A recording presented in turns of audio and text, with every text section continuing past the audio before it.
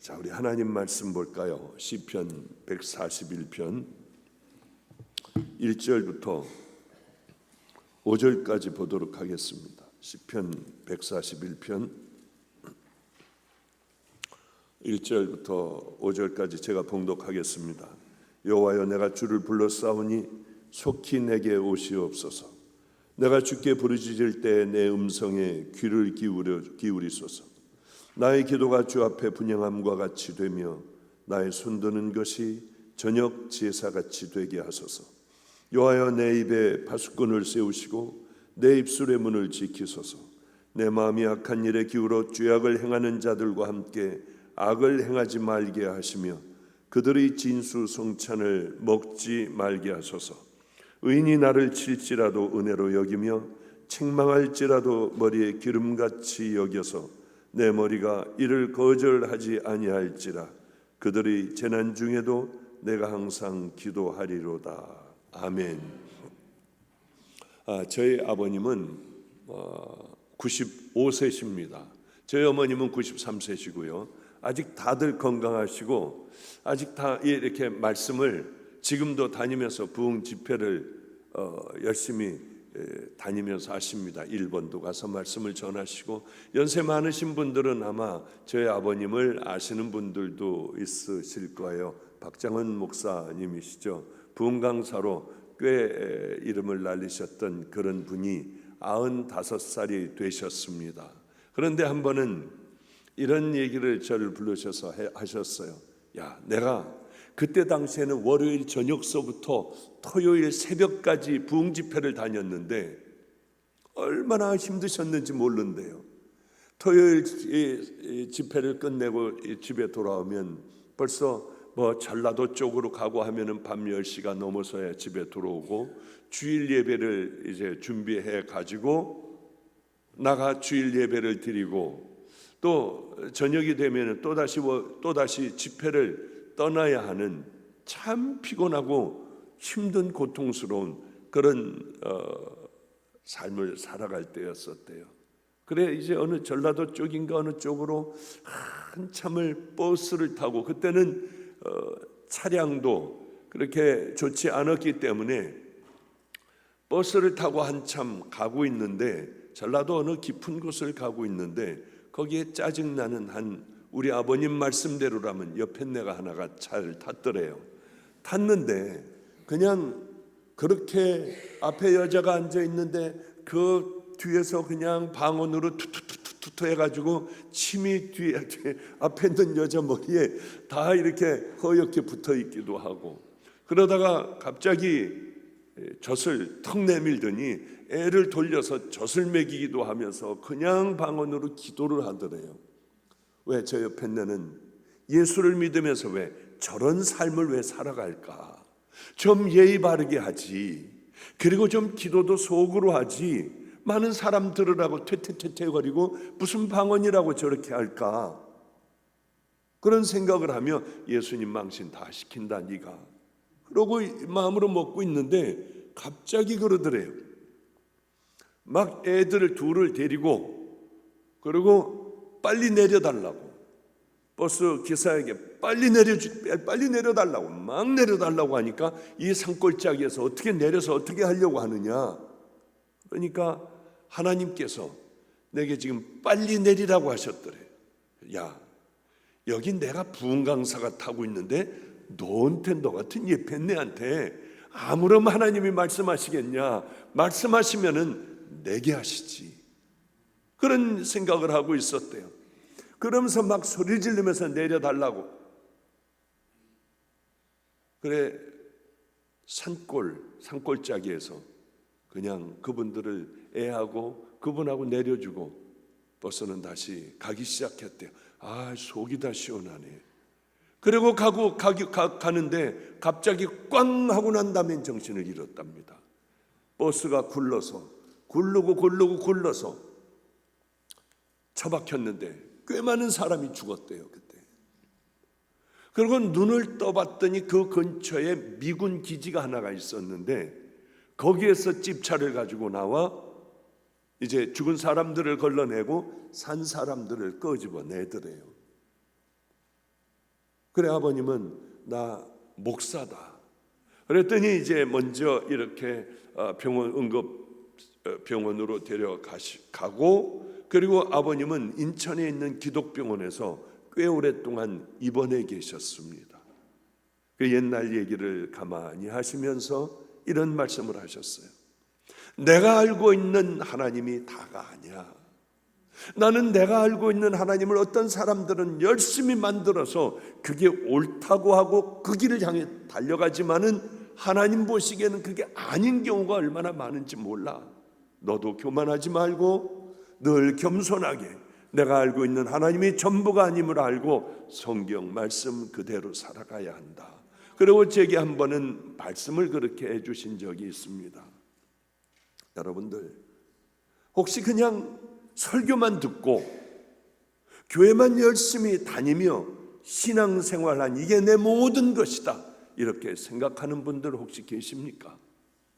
어쩌면은 내가 만들어 놓은 하나님께서는 난 널 몰라 하실, 내가 만들어 놓은 하나님을 열심히 얼르고 빌면서 우리는 잡신을 섬기듯이 얼마든지 섬길 수 있다고 하는 거지요. 우리가 주님 앞에 갔을 때 주님이 뭘 물어보시겠습니까? 너 목사였니? 부흥강사였니? 아니면은 너 장로였니? 집사였니? 이거 물어보시지 않을 거예요. 너는 도대체 몇 년 동안을 교회를 다녔냐? 새벽 기도는 도대체 빠지지 않고 얼마나 다녔느냐? 이런 걸 물어보실 리가 없다고 생각을 해요. 너는 과연 몇 명의 교인들을 목회를 했니? 이런 거 물어보시겠나요? 분명히 물어보실 것은 너 정말 구원받았니? 너는 죄를 버리고 예수님이 내 구원자이심을 알고 네 모든 죄를 예수님의 은혜로 씻기고 그리고 믿음의 길을 향하여 좁은 길을 걸어왔니? 우리는 그 설교 시합을 합니다. 꽤 많아요. 부목사, 전도사 얘네들이 꽤 많습니다. 그런데 제가 다 훈련을 시켜요. 기도도 그냥 올라가가지고 거룩하고 자비로우신 우리 하나님, 그러면 저에게 혼이 나요. 다 준비를 해가지고 가장 가슴을 절절하게 하는 그런 기도를 준비하고 외우지 않으면 올려보내지를 않아요. 그리고 좋은 설교들, 기가 막힌 대한민국의 외국의 그 설교자들의 설교를 다 외워야만 해요. 수필집을 읽어, 수도 없이 많이 읽어 이것을 아름다운 언어로 다 표현을 할 줄 아는 그 훈련을 엄청나게 시킵니다. 그것뿐만이 아니라 설교 대회를 1년에 2번 열어요. 그래 1등은 본인이 원하는, 목사님 저는 스위스에 가보고 싶습니다. 그러면 제가 스위스의 집회를 잡아 스위스로 데리고 가요. 미국을 가고 싶습니다. 그러면 그 지방을 원하는 곳을 제가 집회를 잡아서 그렇게 늘 가고 하니까, 그리고는 같이 한 일주일 열흘 있는 동안에 하늘나라 얘기를 제가 해줘요. 그러니 얘네들이 얼마나 1등을 하려고 하여튼 몸부림을 치겠습니까? 그런데 1등, 2등, 3등은 거의 정해져 있어요. 잘하는 애들이 있지 않습니까? 왜? 그런데 저번에는 이게 몽땅 다 뒤집혀 버렸어요. 1등이 저 뒤쪽으로 물러나고요. 어떻게 저 뒤쪽에 있는 애들이, 전도사 애들이 막 등수 안에 들고 이 난리를 피웠습니다. 그 중에 하나의 설교가 정말 십자가를 의지하느냐, 진짜 믿느냐. 예수님이 그리스도인 것은 마귀도 알아요. 귀신도 알아. 아는 거 말고요. 정말 믿는 것이요. 그거 교회 다니면 그냥 다 구원받는 거 아니야? 입으로 시인하고 마음으로 믿으면 되는 거 아니야? 그 시절은 입으로 시인을 했다가는 짐승의 밥이 되고 창에 찔려 죽고 십자가에 매달려 죽고 짐승의 무섭기가 짝이 없는 그때에 왜 그때 얘기를 자꾸 지금 하려고 하느냐는 거죠. 그것은 우리가 믿음이라고 하는 건 생명 아니에요. 그것을 위하여 얼마든지 죽을 수 있는 그것. 이 아이가 한 번은 학교를 가는데 버스를 타고 갔대요. 가는데 갑자기 고양이가 나오더니 고양이가 길을 건너는데 차가 하나가 뒤쪽을 탁 치고 가더라는 거예요. 그걸 보고 깜짝 놀라 여기 세워달라. 왜 그러냐? 고양이가 지금 쳤다 그랬더니 버스 안에 있는 사람들이 다 웃더래요. 그러더니 세워놓지 않고 다음 정류장까지 내려다 주더랍니다. 여름이었는데 뛰기 시작을 한대요. 한 정거장을 죽으라고 뛰었대요. 그리고 그 고양이가 친 자리를 가보니 핏자국밖에는 없고, 핏자국이 질질질질질질 이렇게 나 그 길거리에 있는 컨테이너 박스 밑으로 핏자국이 들어가 있더랍니다. 거길 가서 가만히 들어보니 고양이가 막 울부짖으며 아파가지고 어쩔 줄 몰라 하더래요. 그래, 얼른 나비야 일로 나와, 그래야지 너는 살 수 있어 하고 들어갔더니 발을 집어넣었더니 확 물더라는 거예요. 아직도 찢어져 그 꼬맨 자국이 있습니다. 그래 봤더니 찢어졌더래요. 어떻게든지 이 고양이를 살려야겠기에 다시 손을 집어넣었더니 이번에는 확 하고 핥히더래요. 마지막 죽어가는 고양이였어요.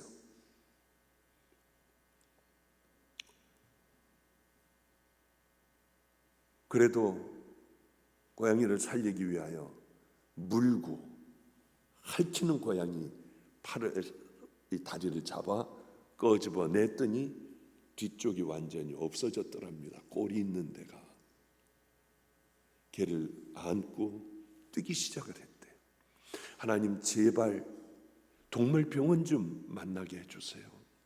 그러면 우리 아버지께 내 생명을 드릴게요. 정말 귀한 종이기를 한번 가보겠습니다.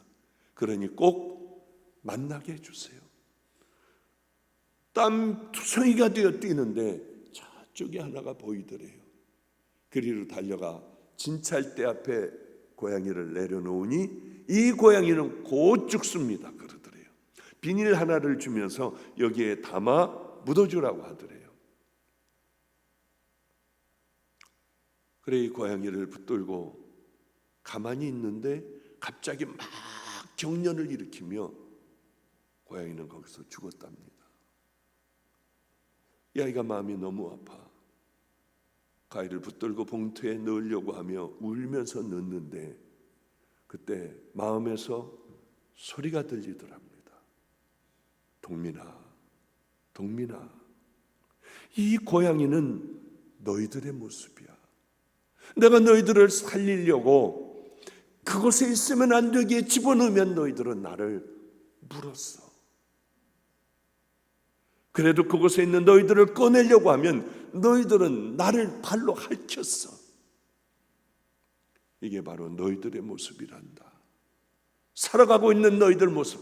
우리들은 하나님을 잘 섬긴다고 하지만은 그러나 하나님 편에서 보면은 물고 뜯고 하는 그런 모습이 바로 너희들의 모습이야.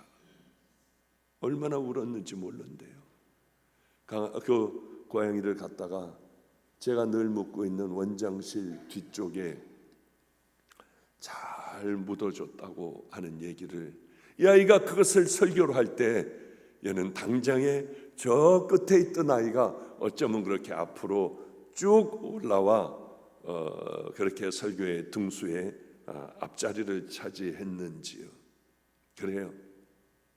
우리들은 어쩌면 예수님을 잘 모르겠다. 우리들은 어쩌면은 나는 잘 알고 있는데 저분은 나를 전혀 모르시는 그런 삶을 살아가기도 하겠다 하는 생각을 하게 되잖아요. 그러기에 우리에게는 신앙의 원칙이라는 게 꼭 필요합니다. 저에게는 분명한 신앙의 원칙이 있다고 하는 것을 어제 저녁에 말씀을 드렸어요. 할아버님께서 소천하시기 전에 제게 유언을 하셨어요. 사랑할 수 없는 것을 사랑해라. 용서할 수 없는 것을 용서해라. 할아버님은 감리교회 성자 목사님이에요. 변명하고 살지 말아라. 가난하고 버려진 자들과 함께해라. 또 하나는 13년간의 노숙자들의 삶, 주님 만나고 이런 어려운 삶을 다 살고 났을 때에 13년 만에 주님의 음성을 들었어요. 내가 다 봤다. 주님께서는 내가 어디에서 있든지 다 보시는구나. 주님께서는 내가 왜 이런 일을 하고 있는지 전부 마음까지 아시는구나. 우리들의 머리털까지 세신 분, 스쳐 지나가는 것까지 아시는 이분이 나를 심판하신다면 난 과연 어디가 있을까? 우린 깊이 한번 생각을 해봐야 돼요. 내 삶에 열매가 있을까? 내 삶에는 진정 우리 주님이 기뻐하시는, 나는 그 정해놓으신 좁은 길을 향하여 나는 정말 걸어왔나? 이게 우리에게 얼마나 중요한지 모릅니다. 내가 다 봤다.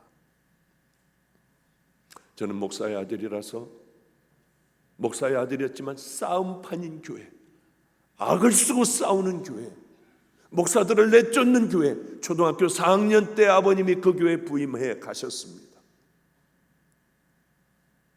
얼마나 싸우는지, 무섭게 싸우는지. 하나님은 안 계신 거구나. 진짜 천국과 지옥이 있다면 이렇게들 살아갈까? 이건 가짜야.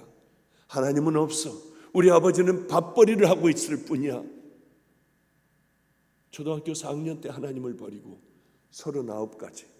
우리 집안은 모두 다 하여튼 목사의 집안이지만 저는 그게 싫어 의사가 됐고 타락한 삶을 살아갔어요. 그러다가 주님을 39에야 만나게 되었습니다. 술 먹고 담배 피고 노름하고 골프 치고 하여튼 온갖 더러운 짓은 다 하면서 살았어요. 그러다 주님을 만나게 됐습니다. 너무 궁금한 게 하나가 있었어요. 왜 하나님은 살아계시는데 그렇게들 살았을까? 하나님, 그렇다고 하면 그 옛날 제가 초등학교 다닐 때에 하나님을 버려버린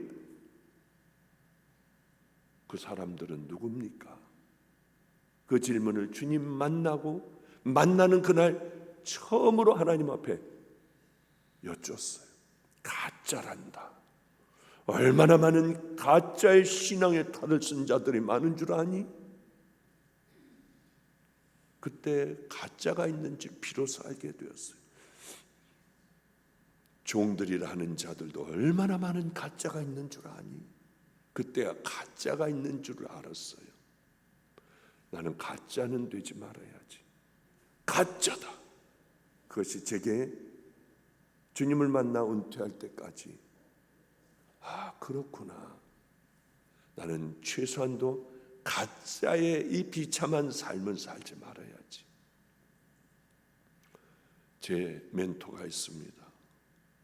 제 멘토는 그렇게 얘기했어요. 교인들에게 다 내줘버려. 다 내주고 하늘나라에서는 생명의 면류관, 의의 면류관, 영광의 면류관만큼은 사람들에게 모욕을 받고 이 땅에서 집 밟히고 모든 내 가족이 다 떠나버린다 해도 묵묵히 그 길을 가. 우리 그 면류관 받자고 했어요. 이런 것들이 제 신앙의 원칙이 되었습니다. 단호한 원칙이요. 성경에 보면 위대한 하나님의 사람들, 하나님께서 사랑하시고 한 시대를 쓰셨던 그 인물들을 가만히 보면 원칙을 가지고 있어요. 분명한 원칙이요.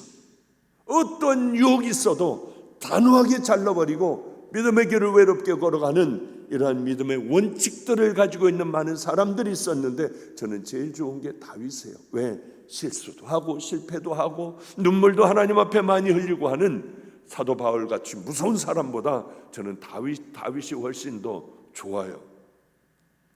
다윗은 어떤 신앙의 원칙을 가지고 있을까? 오늘 시편이 다윗의 신앙 원칙입니다. 기도했어요.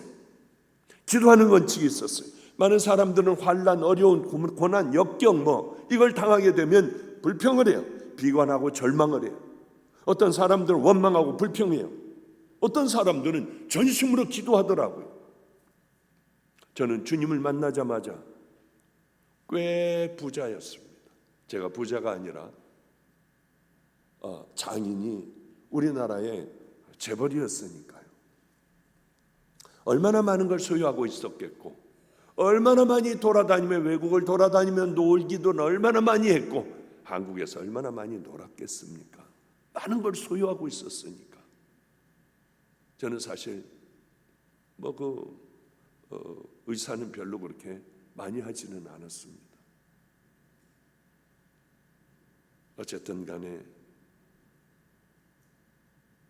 주님을 만나자마자 제 모든 재산 다 팔았어요. 싹 다 외국에 빼돌렸던 돈까지 다 갖다 놓고 가난하고 병든 사람에게 다 나눠주고 20만 원만 가지고 용산역 앞 쪽방으로 들어갔어요. 아마 제가 하나님 만나지 않고 그렇게 됐다고 하면 전 분명히 자살했을 거예요. 왜? 그렇게 살 수 있는 용기가 있는 사람이 아니었으니까. 그러나 쪽방은 발도 못 펴요. 벽에도 없어요. 팔벽에 하고 자는 거예요. 밤마다 그렇게 감사하여 눈물이 나 울면은 한 세 번째 칸에 떨어진 사람이 하는 얘기도 다 들려요. 저 새끼 또 재수없게 또 운다고. 그러면 얼른 옷을 벗어 입을 틀어막고 울기도 했어요. 왜냐하면 이제는 허접스럽기가 짝이 없는 삶이 시작이 되었습니다. 노숙자하고 살아 저도 냄새나는 사람이 되었었어요. 그럴 때마다 얼마나 감사했는지. 버스를 타면 이 학생애들이 냄새난다고 절로 도망을 가더라고요. 내가 어떻게 주님을 위하여 냄새나는 자가 됐을까? 깡패들하고 사니 얼마나 매를 많이 맞았겠어요. 이럴 때에 하나님께서 보시잖아요. 어떤 사람들은 기도하는 사람들, 기도를 쭉 해오고 늘 정말 하나님을 섬기는 사람들은 어떤 고난과 역경에서도 기도할 거예요. 다윗이 그랬잖아요. 다윗이 뭐 또 설교를 또 해야 됩니까? 늘 기도하는 습관이 있었기 때문에 고난당하면 엎드리고 도망가면서도 엎드리며 하나님만 생각했어요. 내가 이거 처치해버리면은 바로 나는 왕이 될 수 있지만은 다 살려주잖아요. 그리고 10년이라는 세월을 쫓겨다녔습니다. 기도의 습관을 들여야 해요. 그러면 하나님의 강력한 은혜가 우리에게 임하기 시작을 해요. 기도를요 10분을 못하는 사람이 있어요. 동성기도 시작을 하면은 한 2, 3분 있다가 얼른 나가버려요. 왜? 안 했으니까. 좁은 길을 향해 걸어가요. 어떤 사람은 입으로 내뱉는 것마다 사람들에게 막 상처를 주고 분노를 일으키고 작은 거에 막 화를 내서 자존심만 조금만 상하면 길길이 뛰는 사람들이 그런 사람들이 있더라고요. 저는 우리 교회가 참 불행한 교회였습니다. 제가 담임하고 있는 교회예요. 어쩌면 이럴 수가 있을까? 그러나 세월이 흐르며 그렇게 귀한 분들로 다 바뀌더군요.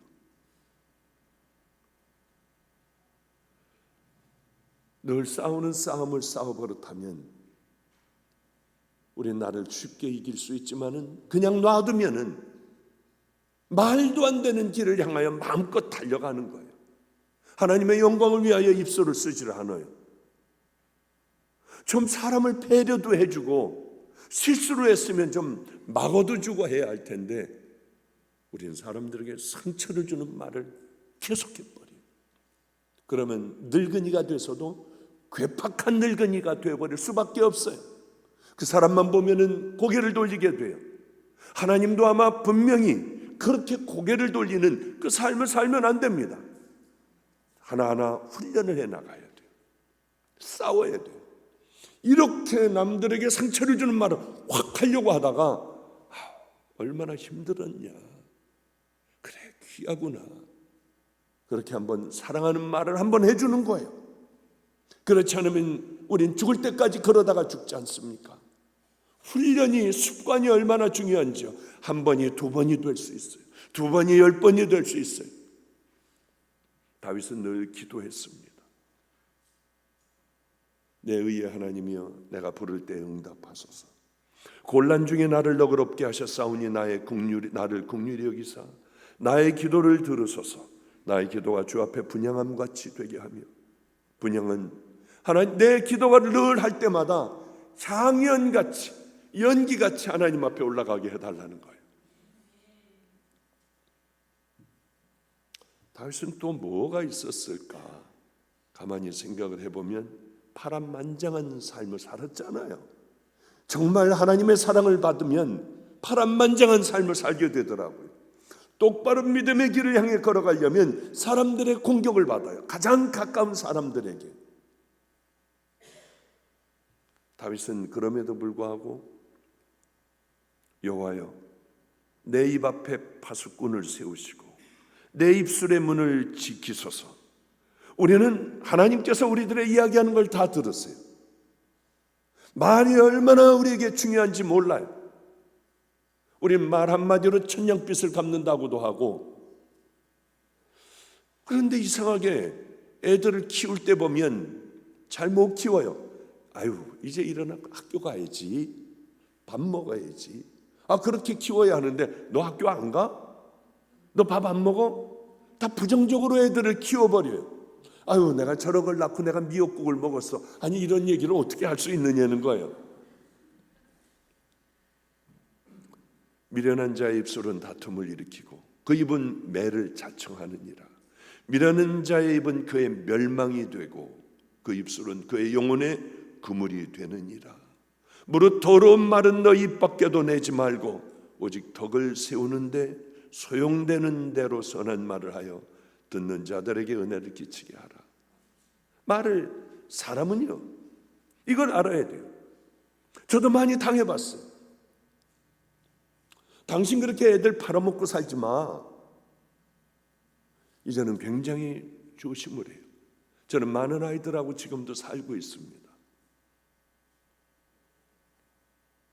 별의별 사연들이 많아요. 많은 아이들하고 살아요. 애들이 언제까지 저러고 사느냐면 이렇게 대학 끝나면 내보내는 게 아니라 시집 갈 때까지, 장가 갈 때까지 제가 데리고 있어요. 어쩔 수 없는데. 왜? 내 자식이 됐는데 어떻게 합니까? 너무 많아요, 애들이.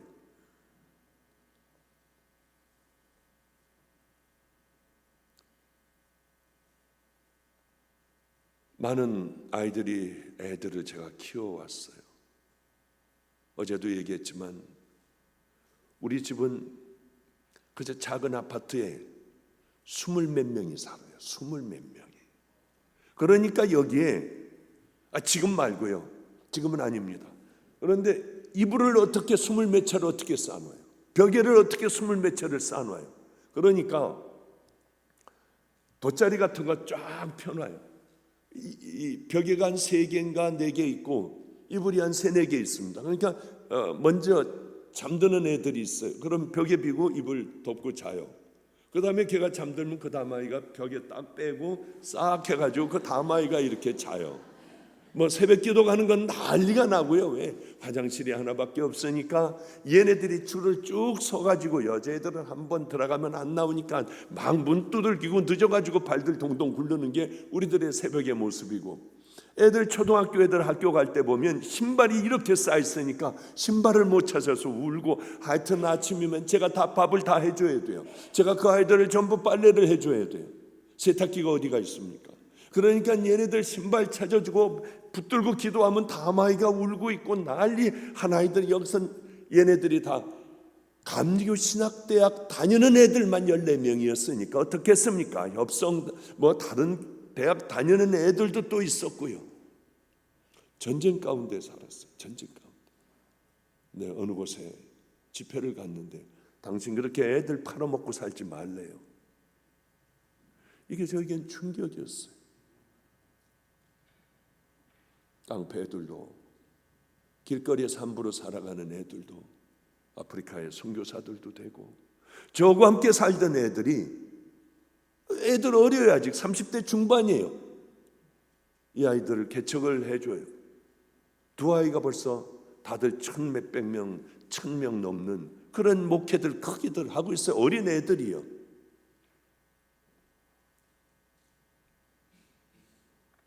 애들 팔아먹고 살지 말라고 하는 얘기를 들었을 때 너무 괴롭더라고요. 저도 얘기하고 싶었어요.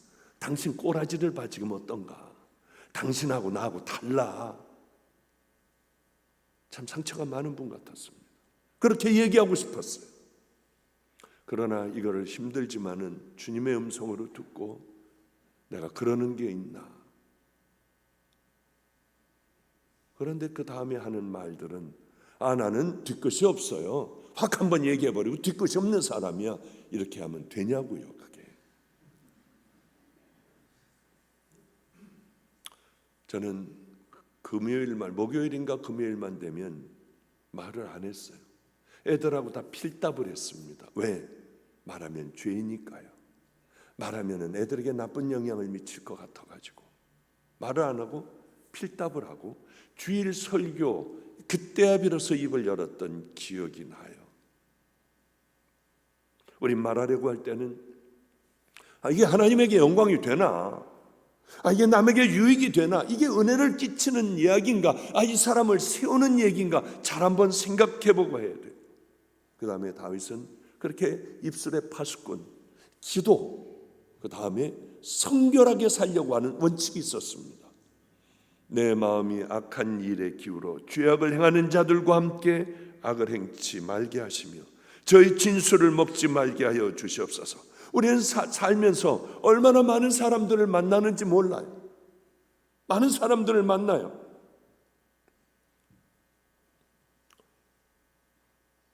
누구 하고 있느냐는 참 중요합니다.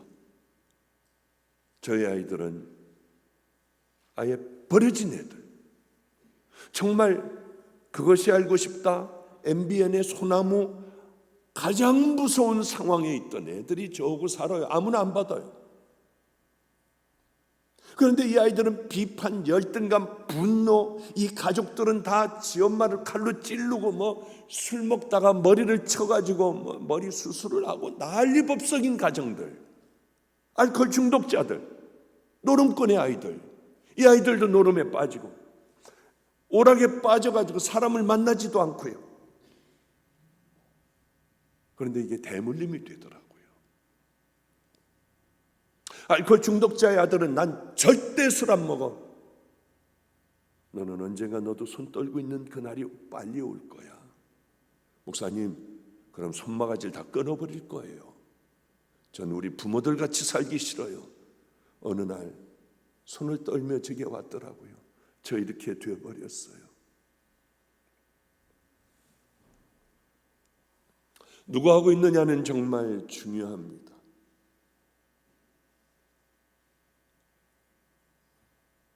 제가 한 번은 예전에 하나님 만나기 전에 사냥을 좋아해서 미국에서 이제 예전에 사냥 가는 걸 한번 따라가게 됐어요. 근데 이제 이렇게 사냥 가기 전에 정원에서 이제 맥주들 마시고 그러면서 이제 사냥 가기를 기다리는데 사냥을 어떻게 하느냐면 개를 풀어놔요. 그리고 이만한 털뭉치 하나를 던져주면은 그게 아마 곰 냄새가 나는 것 모양입니다. 그거 물고 한 놈이 도망가면은 이 열 몇 마리가 가가지고 따라가가지고 그거 뺏으려고 하고 뺏은 놈이 또 도망가면은 이것들이 그러면서 막 놀고 있어요. 그러다 휙 하고 바람을 불면서 문을 열어놓으면 어디론가 막 달려갑니다. 그래서 우리가 이제 맥주 마실 거 마시고 집차를 타고 가다가 보면은 조용한 가만히 있으면 우리는 소리가 안 들리는데 그 사람들에겐 개 짖는 소리가 들려요. 그래서 그쪽으로 가보면은 나무 위에 올라가 있든지요, 아니면 저 마지막에 벽에 몰려가지고 개들이 왕왕대고, 그쪽으로 가면 휙 하고 해파람 불면 싹 빠지면 그때 얼른 쏴버리더라고요. 저는 그런 거에 징그러워서 사냥하고 그런 건 저는 취미가 없습니다. 그렇게 총 맞으면 아파가지고 소리 지르면서 울어요. 이거 못 보겠더라고요. 그런데 그분에게 사냥개들이 기가 막혀요. 하여튼 어떻게 그렇게 찾아내가지고 몰아내는지요, 딱 몰아놓는지요. 그래서 제가 물어봤습니다. 이 사냥개들은 어떻게 구하냐 그랬더니 다리가 튼튼하고 끈질긴 놈들, 요 놈들을 하나를 딱 뽑는데요. 엄청 비싸대 한 마리에. 그래서 얘네들이 똥개를 얘네들 사이에 넣어놓는데요. 그럼 얘네들이 털실 가지고 막 일로 가면은 그거 뺏으려고 얘는 뭔지도 모르고 따라다니는 거예요, 같이. 한참을 그렇게 놀다가 어느 날 사냥을 시키면은 개들이 막 명견들이 달리는데 똥개는 뭔지도 모르고 중간에서 그냥 따라간다는 거예요. 가다가 보면은 이제 노루도 있고 곰도 있고 그런다는 거죠. 같이 막 찢어대다가 획 빠지면은 같이 빠진대요. 얘도 그냥 그대로 따라 하다가 보면은 여러 번 하다 보면 얘네들도 사냥개가 된다고 하더군요. 그 한 번에 몇 마리나 넣느냐 그랬더니 욕심을 부려 5마리를 집어넣으면은요 휙 하고 불고 사냥을 나갈 때 똥개들이 일로 가면 사냥개도 다 따라간대요. 제가 거기서 그 옛날에 그 생각을 가만히 했어요. 누구 하고 있느냐는 정말 중요하구나. 똥개들하고 가면은 찢어대는 바로 그쪽으로 가고, 믿음의 귀한 이 명견들이 가야 하는 그 길로 걸어가면 주인을 기쁘게 해드리는 그 길로 걸어가겠구나. 그런 생각을 그냥 한번 해봤어요. 그래요.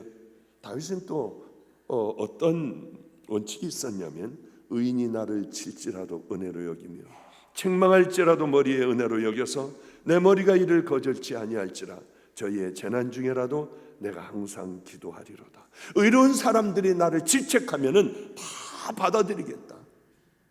이거 얼마나 귀한 마음들이고 생각들입니까? 이런 철저한 어떤 자기 신앙의 분명한 기본이 있었어요. 원칙이 있었습니다.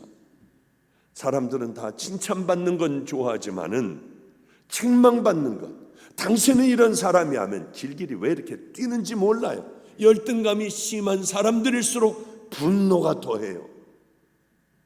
다윗이 왜 우리 다 잘 알고 있지 않습니까? 다윗이 한 번은 이제 옥상에서 뜰을 거닐다 보니까 웬 여인이 하나가 목욕을 하고 있는 거예요. 저는 오늘도 그랬습니다. 오늘도 제 방에서 이렇게 보면은 수영장이 하나가 있는데 웬 여자가 거기서 탁 수영을 하고 벌러덩 누워도 있고 그러더라고요. 그럼 그걸 끝까지 가만히 보는 게 아니라 얼른 제가 우리 조목사하고 같이 있을 때, 조목사는 이쪽에 있었는데 제가 보니까 뭐 그냥 요란한 수영복을 입고 거기서 수영을 하고 있는 거예요. 바로 이렇게 보여요. 그래서 얼른 조목사를 불렀어요. 일로 와봐. 야, 아니 추운데 저 여자는 왜 저러고 있는지 모르겠다. 부들부들 떨면서 수영을 한다. 그리고 얼른 돌아 나와 버렸어요. 그러면 아무 문제가 없어요.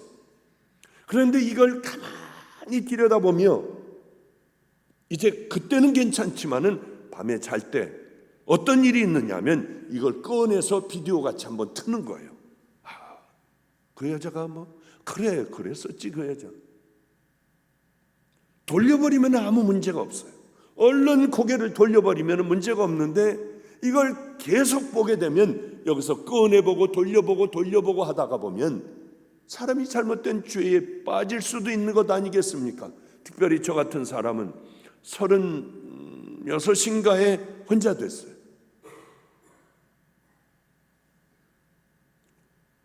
벌써 30몇 년간을 혼자 살아왔어요. 얼른 조심해야 되잖아요. 저희 집에는 4살 때 저에게 버린 애도 있습니다. 여자예요. 걔를 제가 어떻게 닦아줘요? 첫날 우리 집에 와서 오줌을 쌌어요. 그래서 제가 얘가 미안해할까 봐 물컵을 들고 미안해 아가야 일어나봐. 내가 너 오줌 싼 것 같이 하려고 물을 부었어.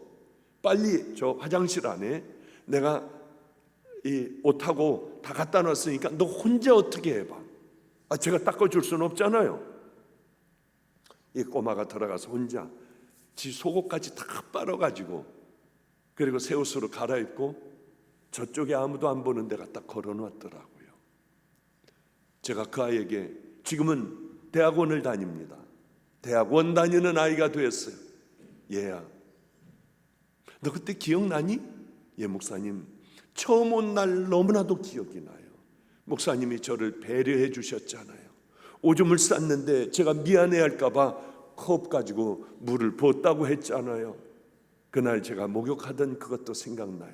우리는 어린아이라도 이렇게 한번 끌어안아 본 적 단 한 번도 없어요. 손을 잡고 어린아이라도 손을 비벼댄 적도 한 번도 없어요. 볼을 이렇게 만져준 적도 없어요. 왜냐하면 그것으로부터 시작이 될 수 있으니까. 저는 우리 아이들에게 늘 물어봐요. 혹시 내가 너희들 안아주거나 그러거나 한 적이 있니? 그럴 때 혹시 기분 나쁜 걸 느낀 적이 있니? 목사님 정말 짜증나요. 왜 이리 할아버지가 돼서 왜 그런 소리를 하냐고 막 짜증난다고 하고 문을 탕 닫고 나가요. 다행이다. 그러면 다윗은 가만히 그걸 본 거예요. 끝까지 전부 다 본 거예요. 그리고 밤에 들어가 이것을 비디오를 듣다가 보니까 이게 내 충신의 충복의 아내인지 뭔지 상관없는 거예요. 그럴 때는 이미 크게 자리 잡기 시작을 해버렸으니까. 나단 선지자가 다윗 왕을 찾아와서 그게 바로 당신이야. 바로 무너지잖아요. 바로 그게 나였다. 이런 사람들은 기도하고 경건하게 살아요. 신앙의 사람들이 책망을 할 때에 공격을 해버려 다시는 그따위 소리 못하게 하는 것이 아니라 다 받아들여요. 귀에 거슬려도 내 마음에 큰 상처가 돼도 기꺼이 받아들이는 이 사람들이 큰 신앙의 믿음의 사람들이 될 수 있는 가능성이 있잖아요. 그렇지 않으면은 요만한 좁쌀 영감들이 돼요. 그저 열등감에 못 이겨 악을 쓰고 소리 지르고 이게 되는 것 아니겠습니까? 저는 제가 어렸을 때에 초등학교 4학년 때에 그렇게 무섭게들 싸웠어요. 저를 보면 벌레같이 여겼어요. 우리가 밥을 어머니하고 같이 앉아서 둥그런 상에다 놓고 밥을 먹을 때 저는 어려서부터 계란을 먹으면 절대 안 되는 줄 알았습니다. 왜냐하면 장로님들이 막 뭐라고 하면서 들어오면 어머니는 맨 먼저 그 밑에다가 우리들이 먹는 계란을 밑에다가 숨겨주셨어요. 그러면 저는 그걸 장로님들이 볼까 봐 거기를 막고 있었어요. 전 68 할아버지입니다. 그런데 아직도 꿈을 꿔요. 장로님들이 소리를 지르면 얼른 이것을, 장로님들이 오면은 이걸 안 들켜야 하는데 왜 꼭 들키는지, 너 그 안에 뭐 있어? 절로 가봐. 그럴 때 기절을 하고 깨어나요. 어쩌면 그런데 옛날로 그대로 동일하게 돌아가 있는지요. 저희는요, 우리 교회 같이 좋은 교회는 없어요. 왜냐하면은 뭘 교회를 하나 개척하든지 아무 회의도 안 해요. 청년들 다 띄워가지고 우리 애들에게 주는 것도 회의도 안 해요. 그냥 장로님, 우리 애들 이렇게 교회 띄워줬습니다. 한 100몇십 명 나갈 거예요. 예, 잘하셨습니다. 회의 한 번 할 때 우리 교회는 싸움이 많은 교회였어요. 회의를 이제 감리교회니까 어쩔 수 없이 이걸 도장을 찍고 다 해야 합니다. 자, 이제 회의를 시작합니다. 이 문제에 대해서 어떻게 생각하시나요? 하면은 목사님, 우리는 그냥 도장 찍어주는 거지 목사님이 의견대로 하시는 겁니다. 여러분 의의 없으시죠? 다 도장 찍읍시다 하고 도장 찍는 교회예요. 우리는 그 1년에 한 번씩 왜 구역회 뭐 이런 거 하잖아요. 당회. 구역회 당회 딱 5분이에요. 사도신경으로 우리 당회 시작하겠습니다. 사도신경 외우고, 여러분 당회에 대해서 물어볼 거 있으세요? 제가 은퇴하는 날까지 15년 동안 그래왔어요. 전 지금도 당회가 뭔지 몰라요. 구역회가 뭔지 몰라요. 자, 그러면은 질문 없으면 구역회 당회 끝내도록 하겠습니다. 이제 구역회 하겠습니다. 그렇게 해서 다 5분이면 다 끝냈어요. 이렇게 좋은 교회가 되었는데도 아직도 꿈을 꿔요. 저리 비켜, 그 안에 계란 있지. 이러다가 기절해가지고 깨어날 때가 얼마나 많은지 몰라요. 왜 이제는 좀 잊어버려야 하는데 아직도 그 꿈을 꾸고 있는지요. 공부 못해가지고 매맞는 꿈을 왜 아직도 그렇게 꾸는지요. 그래요. 우리는 누가 나를 책망하고 힘들게 할 때 하나님의 말씀으로 받아들이면 우리의 신앙은 부쩍부쩍, 우리의 인격은 부쩍부쩍 자라나가지 않겠습니까? 또 마지막입니다. 인생이 힘들 때 세상과 나는 절대 타협하지 않겠다고 하는 분명한 원칙을 다윗은 가지고 있었어요. 어떤 죄악과도. 그래서 시편 119편 71절에 고난당하는 것이 내게 유익이다. 이로 인하여 내가 주의 율례와 법도를 배우게 됐다. 저의 멘토가 있습니다. 여기 와서 저의 멘토를 잘 돌봐주는 그 목사님을 만났어요. 그때는 집사님이었습니다. 그런데 여기 와 보니까 밴쿠버에 목사님이 되셨더군요. 그분이 있기 때문에 제가 간증을 좀 했었어요. 이분은 기적의 사람이었어요. 제 멘토는 암 환자가 오면 쭉 하면은 그 자리에서 막 줄줄줄줄 나오고, 며칠 남지 않고 일주일도 안 남았다고 하는 뇌암으로 가득 찬 장용기 씨 같은 사람들, 아니 한 3일 만에 일어나는 거예요. 이 사람은 혼수 상태이고 장님이 되어버렸고 걷지도 못하고 대소변도 줄줄줄줄 보며, 이런 사람이 3일 만에 일어나 쥐하고 기도하는 사람들이 되고, 이 사람들은 평생에 버스 타고 다니며 전철 타고 다니며 전도하는 전도자가 됐어요. 말도 안 되는 일들이 늘 일어났어요. 안 나오면은 이게 우리들에게는 뒤집어지는 일이 됐어요. 그냥 죽는다면은요. 말도 안 되는 일이었어요. 정말 낫지 않는다면. 이 얘기는 별의별 제가 간증을 다 가지고 있습니다마는 시간이 다 됐잖아요.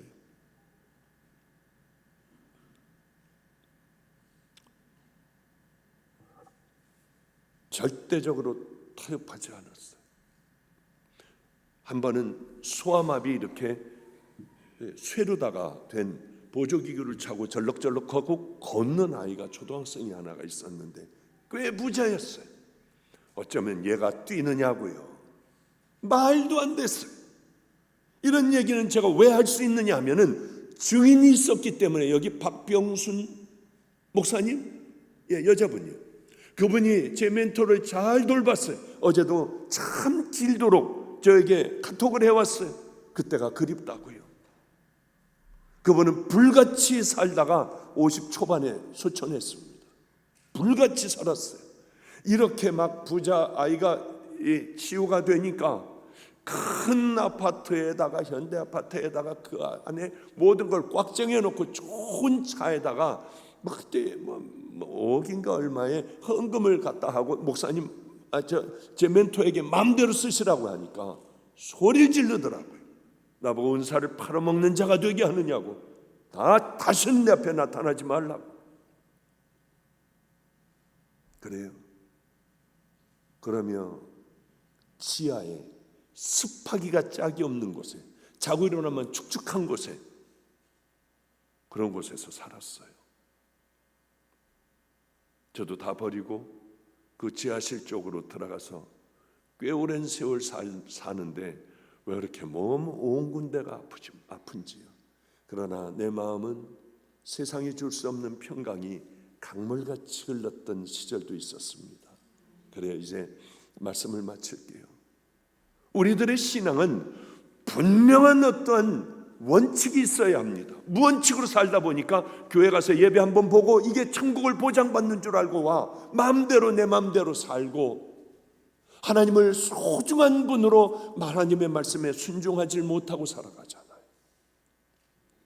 원수 사랑했습니까? 오른뺨 때리라고 하면 오른뺨 맞으면 왼뺨도 돌려댔나요? 오른손이 하는 걸 왼손이 여러분은 그렇게 모르게 했나요? 내 눈에 있는 들보를 먼저 빼내고 남을 지적해 본 적이 있습니까? 세상의 빛과 소금으로 살아갔나요? 아마 주님 말씀하시는 것, 이렇게 살 때에 너희들은 주여 주여 한다고 다 천국 가질 않아. 하나님의 말씀대로 살아가야 너희들은 순종해야 너희들은 천국 백성이야. 아니면은 모래 위에 세운 집과 같아서 그럴듯하지만은 다 무너져 버릴 거야. 이 말씀을 우리에게 해주셨지 않습니까? 이제 여러분, 기도 생활을 하면서 내가 누구인지 깊이 깨닫기를 바라요. 입술에 파수꾼을 세워 이제 내 눈에 있는 들보를 먼저 빼려고 하고 그것을 먼저 보려고 하지, 자꾸 남을 지적하고 이렇게 하나님 보시기에 버려진 자의 삶을 살아서는 안 돼요. 성결한 삶을 원칙으로 살며 마태복음 5, 6, 7장 산상설교를 내 마음에 늘 담고, 작은 것서부터, 지금 안 된다면 작은 것서부터 시작을 하여 살아가기를 축복합니다. 누가 나를 권명과 책망을 할 때에 달게 받아들일 줄 알아야 돼요. 아니라고 소리 지르는 것이 아니라 이렇게 살다 보면, 우리들이 그 길을 걸어가다 보면 나도 모르는 사이에 사람들이 내게와 의논을 하고 고민을 털어놓고 함께 기도하며 주님 보시기에 가장 아름다운 여러분 성도의 생애들이 되기를 주님의 이름으로 축복합니다. 기도하겠습니다.